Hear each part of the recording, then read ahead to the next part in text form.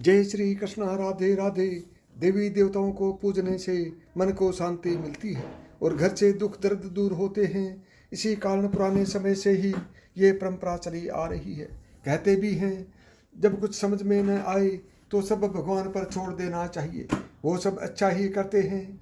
इसलिए जिन घरों में हर रोज पूजा की जाती है वहाँ का वातावरण सकारात्मक और पवित्र रहता है। दरिद्रता दूर रहती है।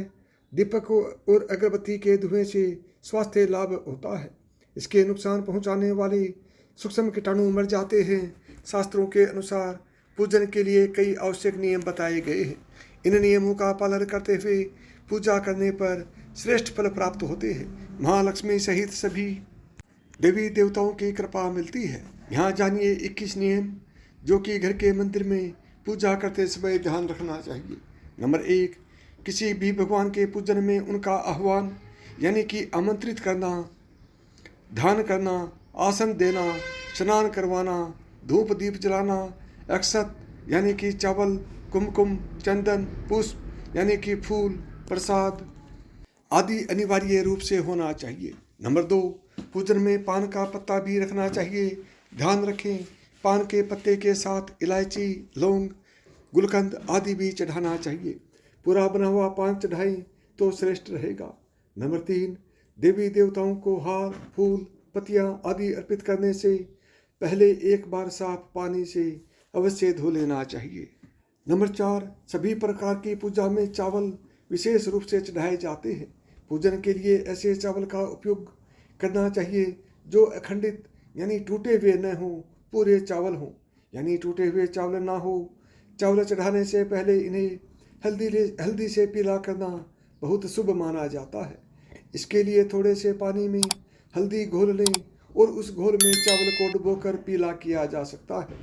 नंबर 5, पूजन क्रम में इस बात का विशेष ध्यान रखें कि पूजा के बीच में दीपक बुझना नहीं चाहिए। ऐसा होने पर पूजा का फल यानी कि पूर्ण फल प्राप्त नहीं हो पाता है। नंबर 6, भगवान विष्णु को प्रसन्न करने के लिए पीले रंग का रेशमी कपड़ा चढ़ाना चाहिए। माता दुर्गा, सूर्यदेव व श्री गणेश को प्रसन्न करने के लिए लाल रंग का, भगवान शिव को प्रसन्न करने के लिए सफ़ेद वस्त्र अर्पित करना चाहिए। नंबर 7, किसी भी प्रकार के पूजन में कुल देवता, कुल देवी, घर के वास्तु देवता, ग्राम देवता आदि का ध्यान करना भी आवश्यक है। इन सभी का पूजन भी करना चाहिए। नंबर 8, पूजन में हम जिस आसन पर बैठते हैं उसे पैरों से इधर उधर खिसकाना नहीं चाहिए। आसन के हाथों से ही खिसकाना चाहिए। नंबर 9, यदि आप प्रतिदिन घी का एक दीपक भी घर में जलाएंगे तो घर के कई वास्तु दोष दूर हो जाएंगे। नंबर 10, सूर्य, गणेश, दुर्गा, शिव और विष्णु ये पंचदेव कहलाते हैं। इनकी पूजा सभी कार्यों में अनिवार्य रूप से की जानी चाहिए। प्रतिदिन पूजन करते समय इन पंचदेव का ध्यान करना चाहिए।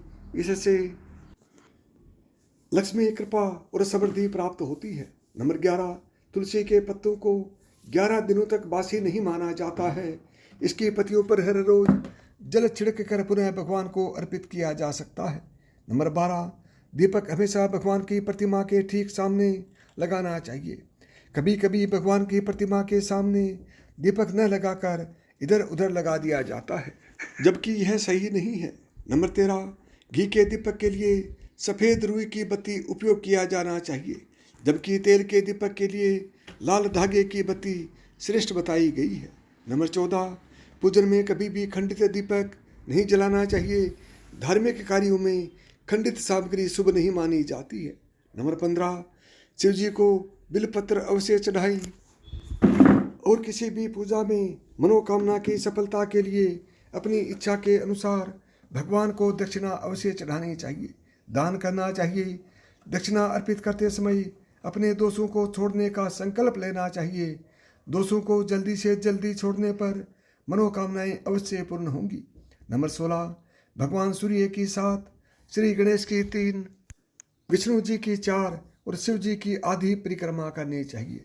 नंबर 17, घर में या मंदिर में जब भी कोई विशेष पूजा करे तो अपने इष्ट देव के साथ ही स्वस्तिक, कलश, नवग्रह देवता, पंचलोकपाल, षोडश मात्र का, सप्तमात्रता का, पूजन भी अनिवार्य रूप से किया जाना चाहिए। इन सभी की पूरी जानकारी किसी ब्राह्मण यानी कि ज्ञानी पंडित से प्राप्त की जा सकती है। विशेष पूजन पंडित की मदद से ही करवाने चाहिए ताकि पूजा विधिवत हो सके। 18 घर में पूजन स्थल के ऊपर कोई कबाड़ या भारी चीज न रखें। 19 भगवान शिव को हल्दी नहीं चढ़ाना चाहिए और न ही शंख से जल चढ़ाना चाहिए। 20 पूजन स्थल पर पवित्रता का ध्यान रखना चाहिए। चप्पल पहनकर कोई मंदिर तक नहीं जाना चाहिए। 21 चमड़े का बेल्ट या पर्स अपने पास रखकर पूजा न करें। पूजन स्थल पर कचरा इत्यादि न जमा हो पाए।